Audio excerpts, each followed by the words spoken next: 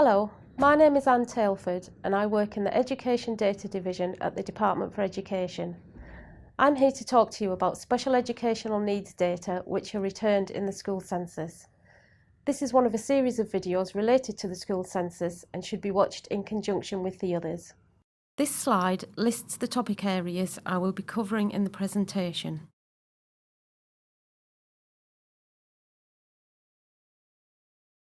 Prior to making a school census submission to the department, it is important that all schools ensure that the SEN data held within the school MIS and being output as part of the census is accurate and up to date.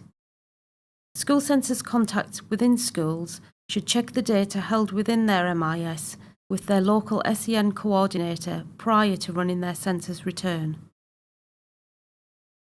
The Children and Families Act 2004 replaced SEN statements with education, health and care plans.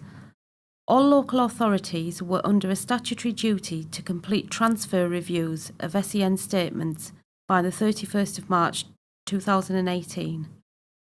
Therefore, other than within the exclusions module, SEN statements are no longer valid within the school census collection. Pupils identified as having the need for SEN support but without an EHC plan should be recorded with an SEN provision of SEN support, code K. Pupils whose requirements are met without the need for special educational needs support should be recorded on the census using no SEN provision, code N. SEN units are special provisions within a mainstream school where pupils are usually taught within separate classes.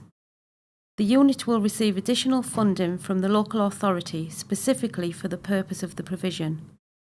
They will cater for a specific type or types of SEN and are usually for pupils with an education, health and care plan. Most pupils placed in units will have the unit written into their EHC plan. Resourced provisions are places reserved at a mainstream school for pupils with a specific type of SEN, taught usually within mainstream classes, but requiring a base and some specialist facilities around the school. Resourced provisions receive additional funding from the local authority specifically for the purpose of the provision. They will cater for a specific area or areas of SEN and are usually for pupils with an education, health and care plan, but could include pupils who require SEN support. Most local authorities include details of what will be provided through a resource provision in a pupil's education, health and care plan.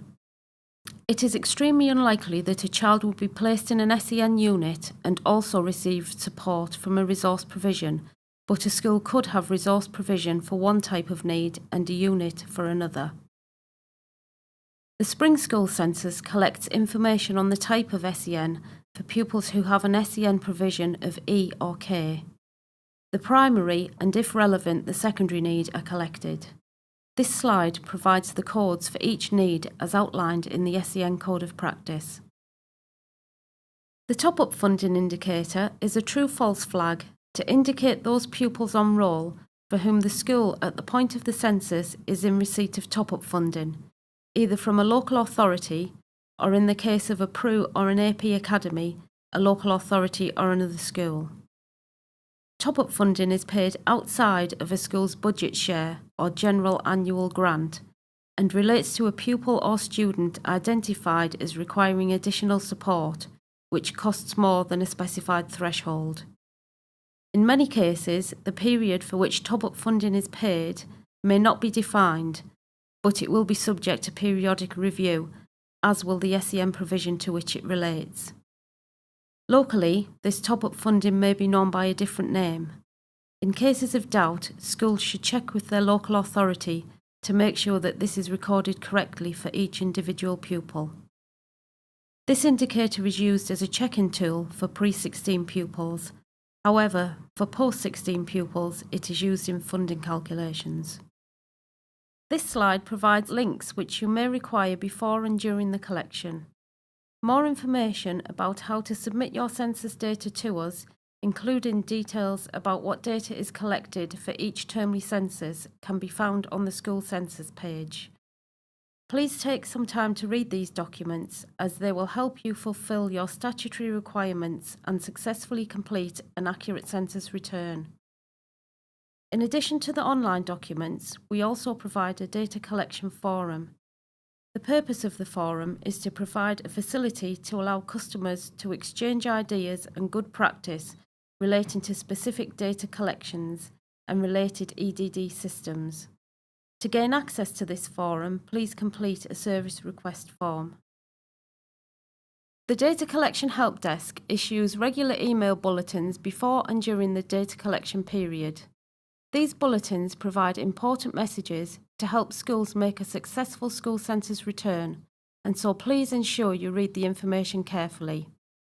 I do hope you found this presentation helpful. Thank you.